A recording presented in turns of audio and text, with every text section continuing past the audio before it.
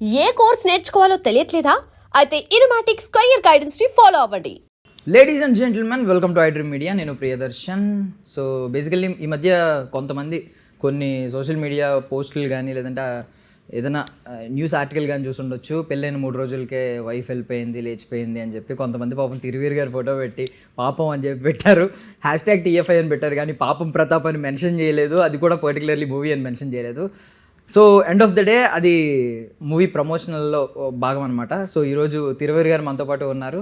నిజంగానే ఆయన చూస్తే నాకు పాపం అనిపిస్తుంది, ఎందుకంటే ఆయన స్టోరీ, ఆయన బ్యాక్ స్టోరీ, ఆయన ఎంత స్ట్రగుల్ అయ్యారు ఇక్కడ వరకు రావడానికి, స్టిల్ ఆయన మంచితనం చూస్తే ఇంకా పాపం అనిపిస్తుంది. సో మాట్లాడదాం ఒకసారి. హాయ్ అండి. హలో అండి. బాగున్నారా? చాలా బాగున్నాను. ఫస్ట్ ఆఫ్ ఆల్ స్టిల్ అనిపిస్తుంది అండి నాకు పాపం అని. అంటే మీరు ఎప్పటికైనా ఇదే పే ఆఫ్ అవుతుంది. మీరు చాలా ప్రాక్టికల్గా ఒకప్పుడు మన వాల్యూస్ ఎలా ఉండే అలాగే మాట్లాడుతున్నారు. బట్ ఇప్పుడు అంతా ఎలా ఉందంటే మార్కెటింగ్ స్ట్రాటజీ వచ్చింది. Fake it until you make it, ఇదే ఫాలో అవుతున్నారు. అంటే లేనిది కూడా ఉన్నట్టు చూపించి తర్వాత అది రీచ్ అవుతున్నారు. బట్ ఏంటంటే ముందు నిజంగా మాట్లాడుకుంటే లిటరల్లీ మీకు చాలామంది డైరెక్టర్స్ కూడా చెప్తూ ఉంటారు, వెళ్ళి చెప్పాను నా కథలో హీరో తనని చెప్పాను ప్రొడ్యూసర్కి, తర్వాత నిజంగానే ఆ హీరో యాక్సెప్ట్ చేశారు కదా అని. బట్ లిటరల్లీ స్టార్టింగ్ మనం అబ్జర్వ్ చేస్తే ఏదో మోసంలా అనిపిస్తుంది, బట్ వాళ్ళు అచీవ్ చేస్తున్నారు. బట్ మీరు చాలా ప్రాక్టికల్గా అదే గ్రౌండెడ్గా ఇప్పటికీ అలాగే ఉంటున్నారు. ఏదో మట్టి నుంచి వచ్చాను, అది ఆ మట్టి వాసన నా నుంచి పోదన్నట్టు చాలా అలాగే ఉంటున్నారు. దీనికి స్పెసిఫిక్గా ఏమన్నా రీజన్ చెప్తారా? ఏం లేదు, మనలా ఉండడానికి కష్టపడక్కర్లేదు, స్ట్రెయిన్ అవ్వక్కర్లేదు, ఆలోచించక్కర్లేదు, ప్లాన్లు వేయక్కర్లేదు. సో నాకు ఇది కంఫర్టబుల్గా అనిపిస్తుంది. సో నాకు నచ్చినట్టుగా ఉన్నాను అంతే. దాంట్లో ఇలా కనబడాలి లేకపోతే ఇలా ఉంటే గౌరవిస్తారు ఏ ప్లాన్ లేదు. సో నాకు నచ్చినట్టుగా, నాకు తెలిసినట్టుగా నేను ఉంటున్నాను అంతే. ఈవెన్ మన అప్పుడు 90s కిడ్స్ చాలామంది ఇంకా పెళ్ళిళ్ళు కాని వాళ్ళు ఉన్నారు. వాళ్ళందరూ ఏంటంటే కొంచెం ఆ పాత తరహాని ఇది రెండు ఉంటున్నాయి అనమాట. సో పెళ్లి కాని వాళ్ళు, నా ఫ్రెండ్ ఉన్నాడు, వాడికి నేనే సజెషన్స్ ఇస్తున్నాను, అరే కొంచెం మారరా, ఎందుకు రా అంటే గర్ల్ ఫ్రెండ్ లేదు, పెళ్లి సంబంధాలు రావట్లేదు. దట్టు ఏంటంటే ఇప్పుడు జెన్జీ ఈ టైప్ ఆఫ్ మీమ్స్, ఆ కంటెంట్ అర్థం చేసుకోవట్లేదు వాళ్ళు. మనకు సంబంధం లేదని ఆ రీల్స్ కూడా వాడు ఇష్టపడ్డా అనమాట. నా ఫ్రెండ్ ఉన్నాడు ఒకడు. సో నేను అంటే ఒరిజినల్గా ఆలోచిస్తే వాడు మారనందుకు వాడికి దండేసి నిజంగా అంటాడు కదా, శాలువా కప్పి సన్మానించాల్సింది పోయి అన్నట్టు నిజంగా అలాగే చేయాలి. బట్ ఏంటంటే మారలేదు అనే నింద చుట్టూ పడుతుంది అనమాట. ఈవెన్ రేపొద్దున మీ మీద కూడా మీ పొటెన్షియల్ ఎంత ఉందో అందరికీ తెలుసు. డబుల్ హ్యాట్రిక్ రెడీ అవుతున్నారు మీరు నిజం చెప్పుకోవాలంటే.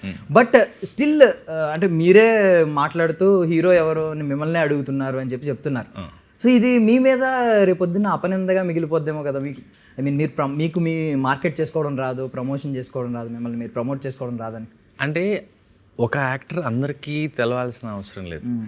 నేను అది చెప్పింది కూడా ఏదైతే నన్నే అడుగుతారో అది నాకు సాధారణమే అండి, కామనేనండి అని చెప్పాను. నన్ను గుర్తుపట్టే వాళ్ళు ఉన్నారు, నేనంటే తెలియని వాళ్ళు ఉన్నారు. కానీ మా నాన్న ఉన్నారు, ఆయనకు అమితాబ్ బచ్చన్ ఎవరో తెలియదు. సో అలా అందరూ తెలియాల్సిన అవసరం లేదు. ఎందుకంటే మా నాన్నకు హిందీ రాదు, లేకపోతే సినిమా చూడలేదు, ఆయనకు తెలీదు. సో అందరూ తెలియాల్సిన అవసరం లేదు. నేను సరదాగా క్యాజువల్, నేను ఒకటి వీడియో రిలీజ్ చేశాను ప్రమోషన్స్కి, హీరో ఎవరు అని అడిగేది. అది ఎందుకు చేశారు అది ప్రమోషనల్ స్టంటా అన్నప్పుడు నేను చెప్పాను, ఆ స్టంట్ ఏం కాదండి, రెగ్యులర్గా నేను ఫేస్ చేసేది కాబట్టి నేను చెప్పాను అని. అంతకుమించి ఏం లేదు. ఓకే, ఇంప్రెస్డ్ అండి. చాలామంది నాకు తెలిసి స్టార్టింగ్లోనే ఇంప్రెస్ అయ్యి ఉంటారు. ఆల్రెడీ ప్రీవియస్ ఇంటర్వ్యూలు చూసిన వాళ్ళు ఎప్పుడూ ఇంప్రెస్ అయ్యి ఉంటారు. బట్ దీని గురించి చూస్తే సినిమా ప్రమోషనల్ స్టంట్లో భాగంగా చాలామంది సరదాగా ఈ కైండ్ ఆఫ్ క్యాప్షన్స్ పెట్టారు, పెళ్ళైన 3 రోజులకే వైఫ్ వదిలేసి వెళ్ళిపోయింది అని చెప్పి. మీరు అలాంటివి ఏమన్నా చూసారా? మీ ఫోటో పెట్టి వేయడం ఎక్కడన్నా చూసారా? లేదు, ఇంకా చూడలేదు. ఇంకా అది అంటే నేను ఈ మధ్య షూట్స్లో బిజీ ఉండి అండ్ ఈ ప్రమోషన్స్ వీటిలో స్క్రోల్ చేయడం పెద్దగా చేయట్లేదు కాబట్టి తెలియదు. ఇంకెవరైనా వేసారేమో కూడా నాకు తెలియదు. సో అంటే మా జర్నలిస్టులో ఒక ఆయన వేసారనమాట, ఇలాగే వేసి ఎవరు ఫోటో ఏం పెట్టలేదు, మీ పేరు మెన్షన్ చేయలేదు, ఏం లేదు, #TFI అని పెట్టారు అంతే. ఆయన పెడితే అందరూ ఏమనుకున్నారంటే నిజంగా ఎవరో పెళ్ళైన 3 రోజులు రీసెంట్గా పెళ్ళైన వాళ్ళు అందరినీ సెర్చ్ చేసి వాళ్ళు కమెంట్లు పెడేస్తున్నారు అనమాట, ఈ పేరా. అరే అది కింద ఆయన #TFI అని పెట్టి కొంచెం మెన్షన్ చేసి ఉండాల్సింది మేబీ, బట్ కింద అందరూ ఇలా మెన్షన్ చేశారనమాట. నాకు లిటరల్లీ ఒక చోట మీ ఫోటో చూశాను నేను, అప్పుడు అనుకున్నాను ఇది పాపం ప్రతాప్ కదా ఇలా పెట్టారు అని చెప్పి. మీరు ఏమన్నా ఒకవేళ చూసి ఏమన్నా బాధపడిన సందర్భం అంటే ఈ పర్టికులర్ దీంట్లో ఏం బాధపడలేదు, కానీ చాలాసార్లు నాకు ఇంటర్వ్యూ చేయాలంటే కూడా భయం ఏంటంటే తమ్మునైల్స్. లోపల ఏముందో చూడడానికి చాలా మందికి ఓపిక ఉంటుంది, కానీ తమ్మునైల్స్ చూసి జడ్జ్ చేస్తూ ఉంటారు. అందుకే నాకు సగం భయం ఇంటర్వ్యూలు ఇవ్వాలంటే. సో మేబీ ఇంకా అవన్నీ ప్రాసెస్ కదా, ఎంజాయ్ చేయడం మొదలు పెట్టాలి, చేసినా కూడా చూసి నవ్వుకోవాలంటే. కరెక్ట్ ఇప్పుడు హాఫ్ అన్ అవర్ కంటెంట్లో ఒక లైన్ పెడతారు, అది ఎక్కడ ఉంటుందో తెలియదు. సో అందుకని ఆడియన్ కూడా చూడడు. అసలు అది మనం చెప్పామో లేదో ఒకసారి ఉండట్లేదు. కొన్నిసార్లు ఈ లైన్ నేను ఎప్పుడు అన్నాను అని. మొన్న నేను రానా గారి దగ్గర సంబంధించి పరేషాన్ రిలీజ్ చేస్తే బాగుంటుందని ఏదో చెప్పాను. ఎవరు తమ్ముళ్ళు వేశారు, రానా గారి ఫోటో నా ఫోటో వేసి 30 సార్లు ఆఫీస్ చుట్టూ తిరిగించుకున్నాడు అని. వాట్ అనిపించింది నాకు. సో అందుకే సగం దూరంగా ఉండడానికి సగం కారణం ఇది ఒకటి మీడియా నుంచి. సో ఇప్పుడు 10 years ఆఫ్ మీ జర్నీని చూసుకుంటే మీకు పాపం అనిపిస్తుందా? తిరువీరు మీరు బయట కూర్చోండి, ఎవరో బయట పర్సన్ తిరువీరు జర్నీని మీరు చూస్తే 10 years ఆఫ్ తిరువీరు జర్నీని మీరు పాపం అని ఎక్కడన్నా ఎక్కువ పర్సెంటేజ్ ఏమైనా అనిపిస్తుంది? లేదు, చాలా గొప్పగా అనిపిస్తుంది, మంచిగా అనిపిస్తుంది. అంటే యాక్టరే అవుతానో లేనో అనుకునే రోజు నుంచి ఈరోజు లీడ్గా అయ్యాను కదా, అది చాలా గొప్పగా అనిపిస్తుంది. బట్ అంటే మసూదా మాకైతే కొంచెం ఓవర్ నైట్ మిమ్మల్ని లేపింది, ఐ మీన్ ఓవర్ నైట్లో మీ లైఫ్ చేంజ్ అయ్యి ఉంటుంది అనేది మా పర్సెప్షన్. మీరేమంటారు? నిజంగా మసూదా ఆ చేంజ్ తీసుకొచ్చిందా మీ లైఫ్? మసూదా యాజ్ లీడ్ తీసుకొచ్చింది, George Reddy as an actor తీసుకొచ్చింది. సో ఎవ్రీ ఫిల్మ్ మళ్ళీ తర్వాత ఏంటంటే ఎవ్రీ ఫ్రైడే ఒక సినిమా వస్తుంది, ప్రూవ్ చేసుకోవాల్సిందే. సో కాబట్టి ఒక సినిమాతో లైఫ్ మారడం అనేది ఆ పర్టికులర్ టైం వరకే, తర్వాత మళ్ళీ ప్రూవ్ చేసుకోవాలి, మళ్ళీ ఇంకో సినిమాతో ప్రూవ్ చేసుకోవాలి, అది continuous process. So actually George Reddy తర్వాత మీరు అన్నారు జార్జ్ రెడ్డి మంచి నిజంగానే లలన్ సింగ్ క్యారెక్టర్ తీసుకొచ్చింది. ఐ మీన్ నిజంగా యాంటాగనిస్ట్గా మారిపోతారేమో కంప్లీట్ అనుకున్నారు కూడా చాలా మంది. ఆడిషన్స్కి వెళ్ళడం ఆగిపోయింది కారణం లలన్ సింగే, లేకపోతే నేను మళ్ళీ ఆడిషన్కి వెళ్ళాల్సి వచ్చింది. అప్పటి నుంచి నన్ను ఇంకా ఆడిషన్స్ అడగల. బట్ కోవిడ్ వచ్చింది ఆ తర్వాత. కోవిడ్ చాలా పెద్ద మైనస్ నాకేంటంటే, నవంబర్లో జార్జ్ రెడ్డి రిలీజ్ అయింది, ఫెబ్ పలాసా రిలీజ్ అయింది, మార్చ్ సిన్ రిలీజ్ అయింది. So less than 6 monthsలో 3 projects, 3 different dialogues, performance variations ఉండడంతో చాలా కాల్స్ రావడం స్టార్ట్ అయ్యాయి. బట్ మార్చ్ ఎండ్కి కోవిడ్ వచ్చింది. సో ఇంకా మళ్ళీ మొదటికి వచ్చింది బండి. మళ్ళీ నా పేరు తిరువీరండి, నేను జార్జ్ రెడ్డిలో చేశానండి, పలాసలో ఉంటానండి, అలా చెప్పుకోవాల్సిన పరిస్థితి వచ్చింది. సో కొంత టైం పట్టింది, మళ్ళీ నేను దాన్ని రికవర్ అవ్వడానికి టైం పట్టింది. బట్ మసూదా తర్వాత చూసుకుంటే ఐ మీన్ లీడ్గా మీరు నిజంగా అంటున్నాను కదా, ఇప్పుడు కన్ఫర్మ్ నేను చెప్తున్నాను, చాలామంది అంటున్నారు డబుల్ బ్లాక్ బస్టర్ లోడ్ అవుతుందని.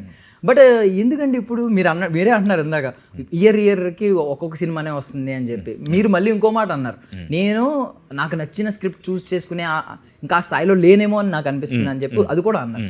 మరి ఎందుకు నిజంగా లేట్ అవుతుంది? 2024లో ఒక సినిమా కూడా లేదు రిలీజ్, ఎందుకు ఇది? 2023లో నేను ఏదైతే ప్రాజెక్ట్స్ కొన్ని స్టార్ట్ చేశానో అది అవ్వలేదు, కంప్లీట్ అవ్వలేదు. అండ్ మధ్యలో ప్రాబ్లమ్స్ వచ్చి ఆగడం, ముందుకు వెళ్ళలేకపోవడం జరిగింది. దానివల్ల 2024 గ్యాప్ వచ్చింది. ఓకే. అంతకుముందు ఏంటంటే నాకు ఎవరు తెలీదు. సో ఆడిషన్ ఇచ్చినప్పుడు వాళ్ళు ఎప్పుడు రిలీజ్ చేస్తారో అది రిలీజ్ అయినట్లు లెక్క. కాబట్టి రిలీజులు నా చేతుల్లో లేవు, అండ్ నేను ఎక్కువ నంబర్ ఆఫ్ వర్క్స్ కూడా చేయలేదు. ఎప్పుడో ఒక సినిమా ఆడిషన్లో సెలెక్ట్ అవ్వడం, అది తెలిసిన వాళ్ళు పిలిస్తే చేయడం తప్ప నాకు సినిమా ఆఫీసులు ఎక్కడున్నా తెలియదు, సర్కిల్ లేదు. సో అందుకని ఎప్పుడో ఒకసారి మాత్రమే సినిమాలు తగిలేవి. అట్లా మల్లేశం అలాగే, పలాస అలాగే, జార్జ్ రెడ్డి అలాగే. సో రిలీజ్ వైజ్ ఒక్కొక్క ఇయర్లో ప్లేస్ అయి ఉన్నాయి కాబట్టి ఇయర్లీ ఒక సినిమా రిలీజ్ ఉండేది నాకు.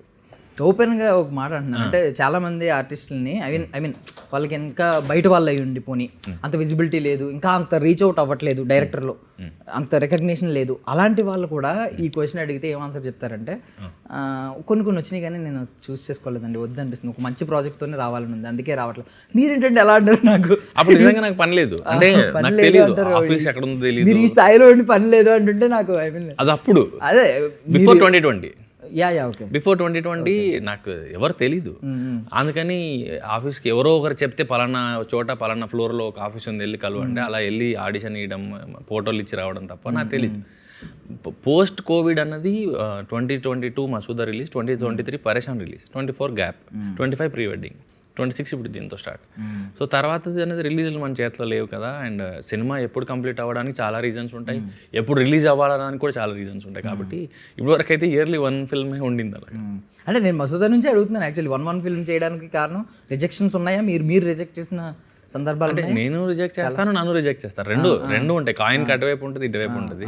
సో అది నేను రిజెక్ట్ చేసినవి కూడా ఉన్నాయి. కాబట్టి కొన్నిసార్లు కొంతమంది టీజ్ చేసేవాళ్ళు, నేను సినిమాలు పేర్లు చెప్పను కానీ, నువ్వు రిజెక్ట్ చేసిన సినిమాలు అన్నీ రిలీజ్ అయ్యాయి, నువ్వు యాక్సెప్ట్ చేసిన సినిమాలు ఏవి షూటింగ్ కూడా ఫినిష్ కాలేదు అని.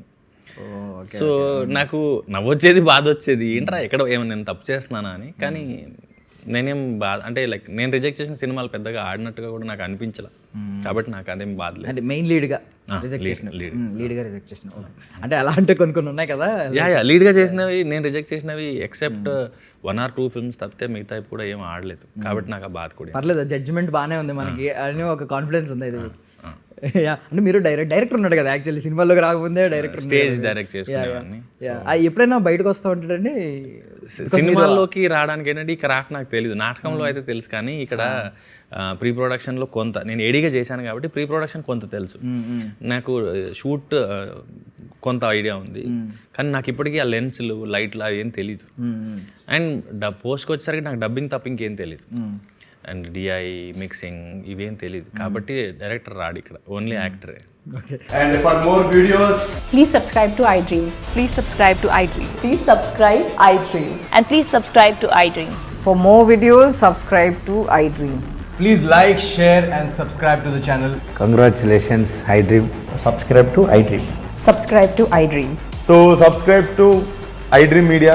iDream ki iDream team andarki huge congratulations. Please subscribe iDream Media. Please subscribe to iDream.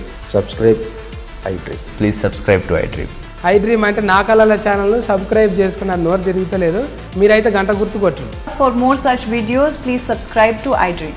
Subscribe to iDream. Please subscribe to iDream. Please subscribe iDream Media. Please do subscribe to iDream. Please subscribe to iDream Media. For best entertainment and information, please subscribe iDream. And don't forget to subscribe to iDream.